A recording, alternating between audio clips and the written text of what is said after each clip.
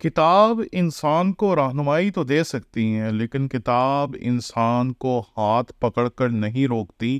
کتاب انسان کو مشورے ضرور دیتی ہے، لیکن استاد جو ہوتا ہے وہ سختی کے ساتھ، نرمی کے ساتھ، اپنے لہجے کے اتار چڑھاؤ کے ساتھ اپنے شاگردوں کو اور اپنے طالب علموں کو محتاط کرتا ہے، ان کو بتاتا ہے کہ کیا کرنا چاہیے اور کیا نہیں کرنا چاہیے۔ اور استاد کی یہی رہنمائی ہے جس کی وجہ سے خدا نے دنیا میں استاد رکھے ہیں۔ اگر استاد کی کوئی ذمہ داری نہ ہوتی تو دنیا میں کبھی بھی استاد کی ضرورت ہی پیش نہ آتی۔ مسیح یسوع کے عظیم و جلیل نام میں آپ کے سلامتی ہو۔ میرا نام پادری پروفیسر ٹونی ولیم ہے، اور خداوند کے حضور آج میں آپ کے ساتھ بات کرنا چاہتا ہوں انہی چیزوں کے بارے میں جو پہلے بھی کی جا چکی ہیں۔ میں نے کئی مرتبہ کہا کہ ہمیں ان لوگوں کو نہیں سننا چاہیے جو دوسرے ملکوں میں بیٹھے ہوئے اور وہاں بیٹھ کر سیف انوائرمنٹ میں آج ہمارے پاکستانی جو آڈینس ہے ان کے لیے ایسی ویڈیوز بناتے ہیں، ایسی آن لائن سٹریمز بناتے ہیں جو کہ بہت خطرناک مواد رکھتی ہیں۔ اب ان تمام باتوں کو دیکھ کر آج بہت سارے مسیحی بھی ویسی ہی باتیں کرنے لگ گئے ہیں۔ میں ایک خدا کے خادم کو دیکھ رہا تھا جو کہ بہت خداوند کے کلام کی غیرت رکھتے ہیں اور بہت زیادہ خداوند کو پیار کرتے ہیں، لیکن جب میں ان کی فیس بک پوسٹ کو دیکھ رہا تھا تو میں تھوڑا سا حیران رہ گیا کہ وہ کسی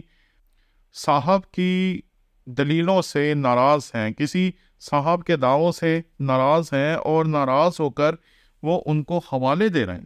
اور میں جب یہ حوالے دیکھ رہا تھا تو یہ حوالے ویسے ہی ہیں جیسے حوالے ہم نے آج سے 20 30 40 سال پہلے چھپنے والی کتابوں میں پڑھے تھے، جو پاکستان میں، ہندوستان میں چھپا کرتی تھی۔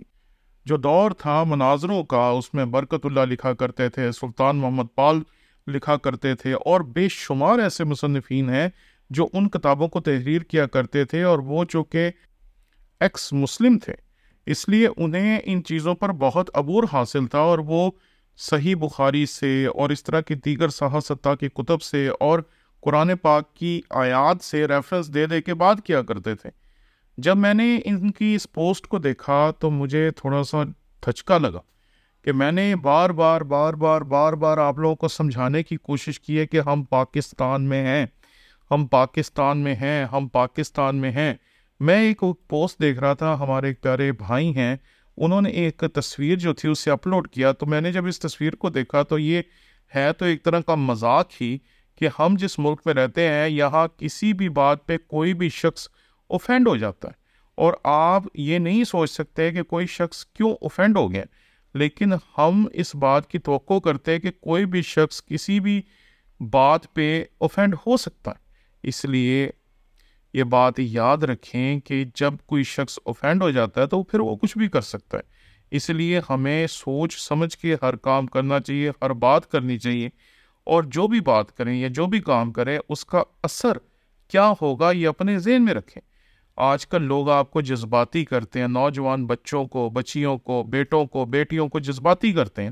اور وہ لوگ جذبات میں آ کر ایسی باتیں کر جاتے ہیں جو باتیں دراصل ہمارے معاشرے میں کہنا روا نہیں۔ اس لیے اس حقیقت کو سمجھے کہ ہم نے پاکستان میں رہتے ہوئے سوچ سمجھ کے چلنا ہے، کیونکہ یہاں پر کوئی بھی شخص ایسا ہے جو کبھی بھی ناراض ہو سکتا ہے، کوئی بھی شخص ایسا ہے جو کبھی بھی برا منا سکتا ہے۔ اس لیے میں نے کئی مرتبہ آپ کو کہا کہ آپ ایڈم سیکر کو، ایکس مسلم ساحر کو اور ان کے دیگر ساتھیوں کو نہ سنیں، کیونکہ جب آپ ان کو سنیں گے تو ان کے دلائل آپ کے ذہن میں گھومتے رہیں گے، اور وہ دلیلیں آپ کبھی بھی کسی کو بھی دے سکتے ہیں۔ کیونکہ میں نے آپ لوگوں کی رہنمائی کے لیے جب ان کی تمام پوسٹوں کو دیکھنا شروع کیا تو میں حیران رہ گیا کہ یہ سچ والا جو ہیں، قرآن والا جو ہیں، ایڈم سیکر جو ہیں، ساحل ایکس مسلم جو ہیں، یہ جب بات کرتے ہیں تو یہ تو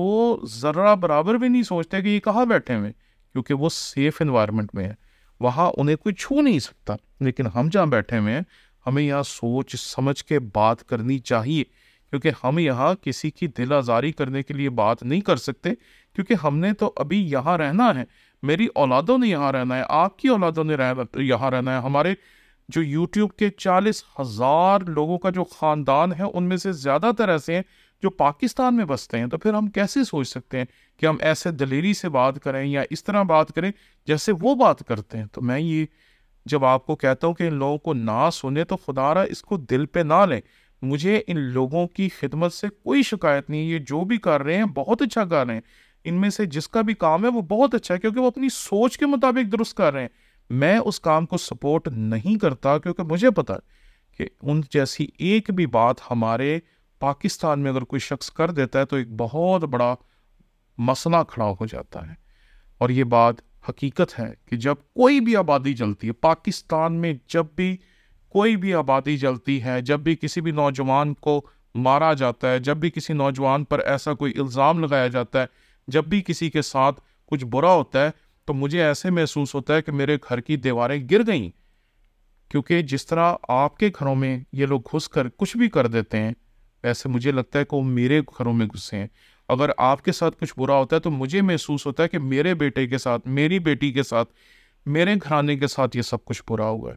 میں آپ کے ساتھ یہاں ایک تصویر بانٹنا چاہتا ہوں کہ میں جب اس چرچ میں گیا جو جڑاوالا میں جلایا گیا، تو میں اس چرچ میں بیٹھ کر بڑی شدید پریشانی کے ساتھ وہاں بکھرے ہوئے ان صفحات کو دیکھ رہا تھا جو تھوڑے تھوڑے بچ گئے تھے، اور میں ڈھونڈ رہا تھا کہ انہوں نے جلایا کیا ہے. تو مجھے وہاں پر جو ملے وہ بائبل کے صفحات تھے جو میں نے اپنے سامنے رکھے، اور میں بڑی دیر تک ان کو حسرت بڑی نگاہوں سے دیکھتا رہا کہ یہ اگر بچ جاتے تو شاید یہ کسی کی زندگی بچانے کا باعث بنتے. لیکن چند لوگوں کی غلطی کی وجہ سے یا چند لوگوں کے اشتعال کی وجہ سے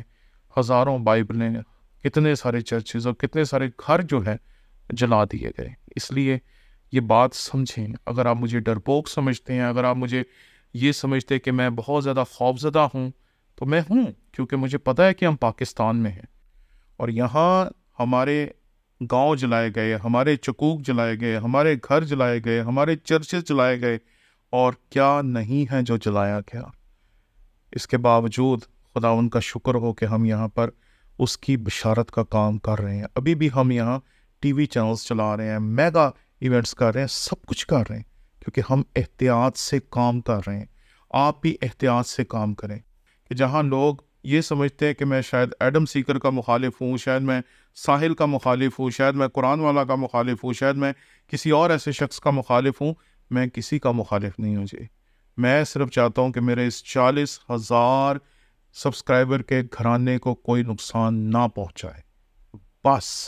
اور اس طرح کی کوئی مثال جو اس نوجوان خاتون نے اور اس مسلمان بیٹے نے ہمارے سامنے رکھی ہے، ہمیں ایسی مثالوں سے اپنے چرچ کو بچانا ہے. آپ کو، ہر ایک بیٹی کو، ہر ایک بیٹے کو، ہر ایک باپ کو، ہر ایک ماں کو یہ پیغام دینا چاہیے کہ اپنے مسیح کو جانیں. اگر آپ نے مسیح کو جان لیا تو پھر دنیا کی کوئی چیز آپ کو متاثر نہیں کر سکے گی. آمین.